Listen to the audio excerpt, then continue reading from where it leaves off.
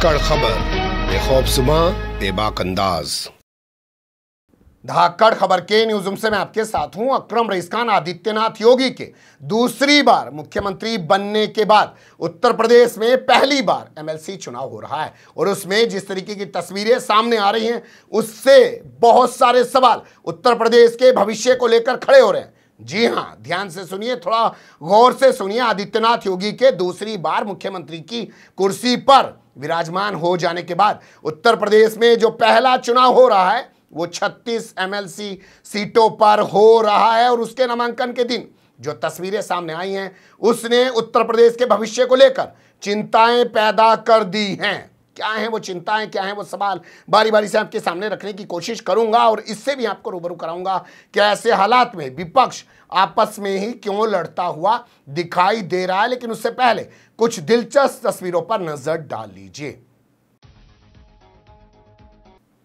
जी हां, कुछ दिलचस्प तस्वीरों पर नजर डाल लीजिए। जैसा कि आप जानते हैं कि उत्तर प्रदेश के चुनावी नतीजे 10 मार्च को आए और आदित्यनाथ योगी 25 मार्च को उत्तर प्रदेश के दूसरी बार मुख्यमंत्री बनने की शपथ लेने जा रहे हैं। तमाम तैयारियां चल रही हैं। इसी बीच चुनाव आयोग ने ऐलान कर दिया है 36 एमएलसी सीटों के चुनाव का। यहां 9 अप्रैल को मतदान होगा, 12 अप्रैल को चुनावी नतीजे आएंगे। 21 मार्च की आखिरी तारीख थी नॉमिनेशन की। उस दिन जो तस्वीरें सामने आई बारी बारी से आपको बताऊंगा, लेकिन उससे पहले कुछ जानकारियां और हैं, उन्हें आप नोट कर सकते हैं। जैसा कि आप लोग जानते हैं कि इसी साल के आखिर में नगर निगम, नगर पालिका, नगर पंचायत के भी चुनाव होंगे। लेकिन उससे पहले जो एमएलसी चुनाव हुए हैं और जो वहां से तस्वीरें सामने आई हैं वो बता रही हैं कि भैया अब यहां चुनाव सिर्फ नाम के रह गए हैं, क्योंकि भाजपा ही जो खुद सत्ता में बैठे हैं सबसे ज्यादा गुंडाई वो करते हुए दिखाई दे रहे हैं। सबसे पहले ये तस्वीर देखिए जिसमें बताया जा रहा है कि कल कुल 131 प्रत्याशियों ने नामांकन दाखिल किए हैं। समाजवादी पार्टी ने 36 सीटों पर 36 प्रत्याशी उतारे हैं और अपने सहयोगियों को भी सीट दी है। इसके अलावा भाजपा ने 36 सीटों पर 36 लोगों के नामों का ऐलान कर दिया। उन सब ने भी अपना नॉमिनेशन, अपना नामांकन फाइल कर दिया। लेकिन राजधानी लखनऊ में जो कुछ हुआ वो बता रहा है कि ये लोग क्या करने वाले हैं। राजधानी लखनऊ की ये खबर मैं आपके सामने रखने जा रहा हूं, लेकिन इस खबर से पहले डिस्क्लेमर के तौर पे आपको एक जानकारी देना ज्यादा बेहतर होगा।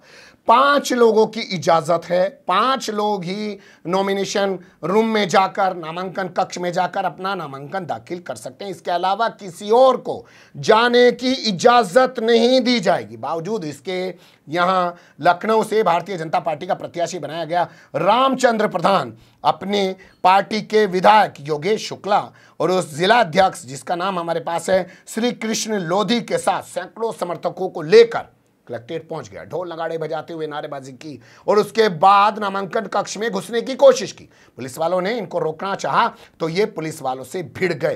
कैसे पूरा हंगामा सामने आया और कैसे पुलिस वाले इनके सामने बेबस नजर आए और इनको रोक नहीं पाए। और अभी तक कोई ऐसी खबर भी नहीं है कि जिस तरीके से इन्होंने नियम का उल्लंघन किया है इनके खिलाफ कोई एफआईआर दर्ज की गई है या नहीं की गई है। लेकिन आप वो तस्वीरें जरूर देख सकते हैं।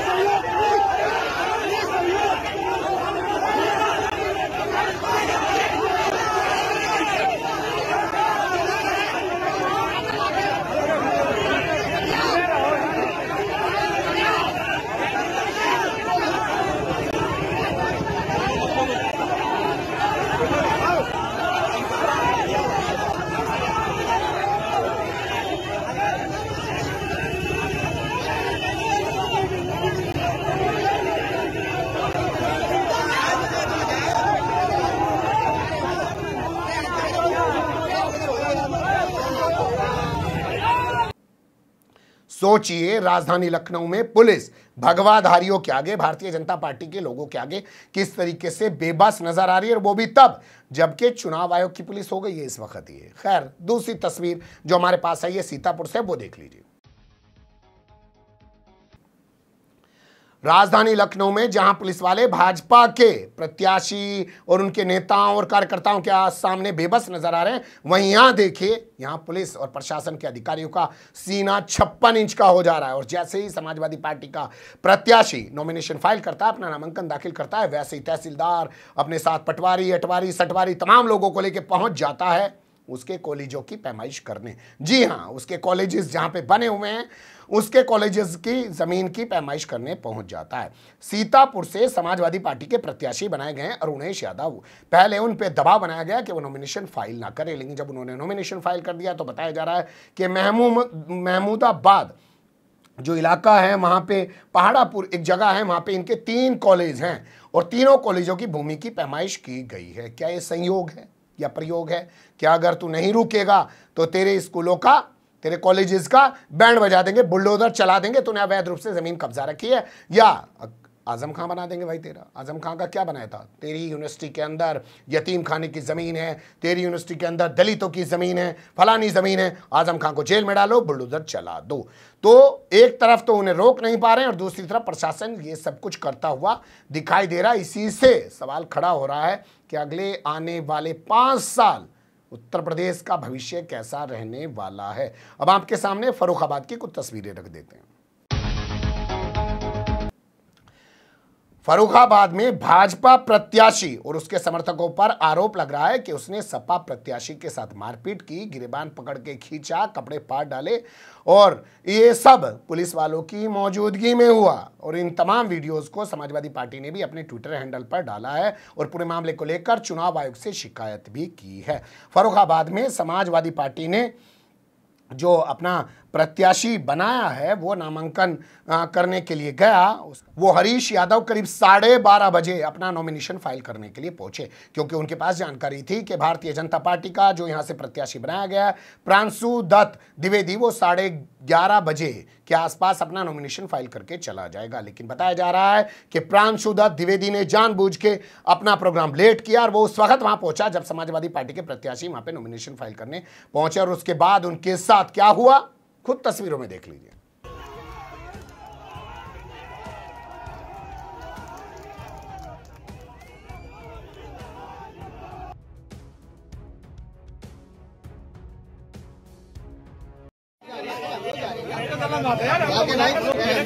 हम आपसे कह रहे हैं, हम लोग कह रहे हैं ना, हमें प्रशासन हम लोग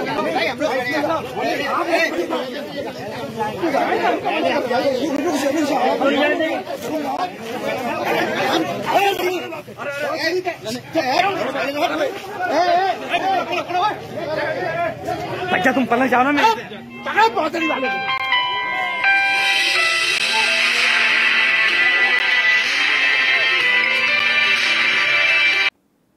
इतने बड़े हंगामे के बाद कोई जानकारी हमारे पास नहीं है कि पुलिस ने इस मामले में कोई कार्रवाई की है या नहीं की है, कोई एफआईआर दर्ज की है या नहीं की है, किसी अधिकारी के खिलाफ कोई एक्शन लिया गया है या नहीं लिया गया है। लेकिन ये तस्वीरें बता रही हैं कि उत्तर प्रदेश किस ओर जा रहा है। अब बात कर लेते हैं एटा की। एटा में भाजपा प्रत्याशी के समर्थक ने छीन लिया पर्चा समाजवादी पार्टी के प्रत्याशी का और उसके बाद लेकर भाग गया। समाजवादी पार्टी के कार्यकर्ताओं ने कलेक्ट्रेट ऑफिस में जमकर हंगामा किया। अज्ञात लोगों के खिलाफ पर्चा छीन के लेके भाग गया कोई आदमी, कलेक्ट्रेट के बाहर से भाग रहा है, वहां पुलिस प्रशासन मौजूद है। अज्ञात लोगों के खिलाफ मुकदमा दर्ज करके यहां का ओजस्वी यशस्वी डीएम और एसपी मामले की जांच कर रहा है। एटा में समाजवादी पार्टी के प्रत्याशी बनाए गए उदयवीर सिंह और उनके साथ एक और प्रत्याशी बनाए गए राकेश सिंह। इन दोनों ने अपना नॉमिनेशन फाइल किया। इसी तरीके से यहां भारतीय जनता पार्टी के प्रत्याशी बनाए गए ओम प्रकाश सिंह और उनके साथ आशीष यादव, इन्होंने भी अपना नॉमिनेशन फाइल किया।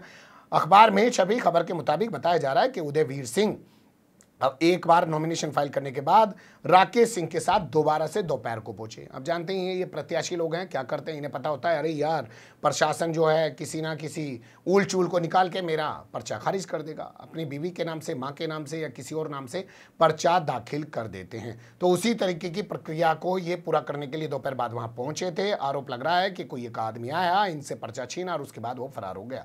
उसने भागने की कोशिश की, लोगों ने उसको पकड़ने की कोशिश की और उसके बाद हंगामा खड़ा हो गया और काफ़ी देर तक यहाँ बवाल होता रहा। ये तस्वीरें कहाँ से सामने आई है? एटा से। अब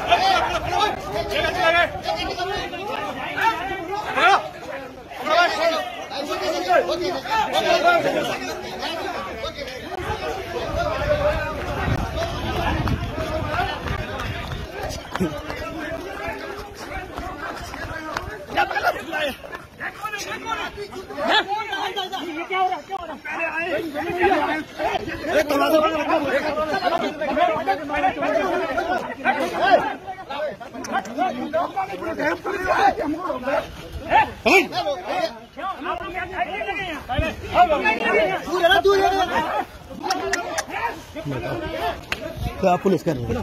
ये पुलिस कर अब बात करते हैं अनुराग भदौरिया की। अनुराग भदौरिया जैसा कि आप जानते हैं वो समाजवादी पार्टी के प्रवक्ता हैं, तो उन्होंने इसमें एक वीडियो जारी किया है। उन्होंने कहा कि जैसे जिला पंचायत चुनाव के दौरान लखीमपुर खीरी में हमारी महिला प्रत्याशी जो ब्लॉक प्रमुख का चुनाव लड़ रही थी, उनकी साड़ी खींची गई, उनका फॉर्म छीन लिया गया, उनके साथ बदसलूकी की गई, वैसा ही एमएलसी चुनाव में होता हुआ दिखाई दे रहा है। और भाजपा वाले धन बल बाहुबल और सरकारी मशीनरी का दुरुपयोग करते हुए एमएलसी चुनाव में कामयाबी हासिल करना चाहते हैं। सुन लीजिए उनकी जबानी। कमाल है भारतीय जनता पार्टी का। पंचायत के चुनाव में जिस तरह से भारतीय जनता पार्टी ने सरेआम गुंडागर्दी की थी और समाजवादी पार्टी के प्रत्याशी को कहीं बंधक बना लिया था, कहीं उनके पर्चे फाड़ दिए थे, ठीक वैसे ही आज एमएलसी के चुनाव में भारतीय जनता पार्टी धन बल बाहुबल सत्ता बल का दुरुपयोग करके गुंडागर्दी कर रही है और जनतंत्र और लोकतंत्र की हत्या कर रही है। इससे ज्यादा शर्म की बात किसी भी सरकार के लिए नहीं हो सकती। ये बातें हुई भाजपा वालों की, सपा वालों की, पुलिस की और प्रशासन की। अब बात कर लेते हैं विपक्ष के नेताओं को लेकर।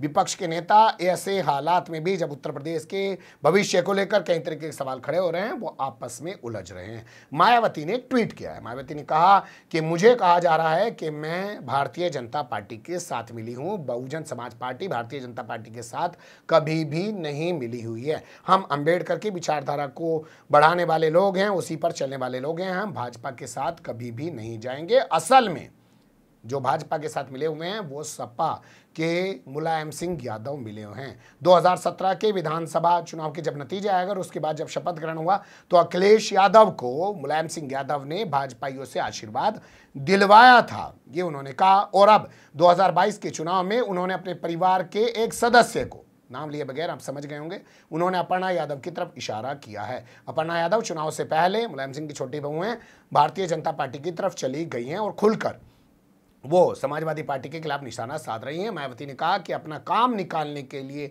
अपने काम करवाने के लिए अपने परिवार के एक सदस्य को पहले ही भाजपा में भेज दिया है। लेकिन जैसा सवाल उन्होंने उठाया उसको लेकर भी आपके सामने कुछ आना चाहिए। आप जानते हैं जब से नतीजे सामने आए तब से अखिलेश यादव या समाजवादी पार्टी के तमाम लोग इस तरीके की बात कर रहे हैं कि बहुजन समाज पार्टी एक सीट पर सिमट गई है और उसने अपना सारा वोट बीजेपी की तरफ ट्रांसफर कर दिया है, इसलिए मायावती बीजेपी के साथ मिलकर काम कर रही हैं। उसी आरोप का जवाब देते हुए मायावती ने यह ट्वीट किया है। लेकिन यहां बात की गई है शपथ ग्रहण समारोह की भी।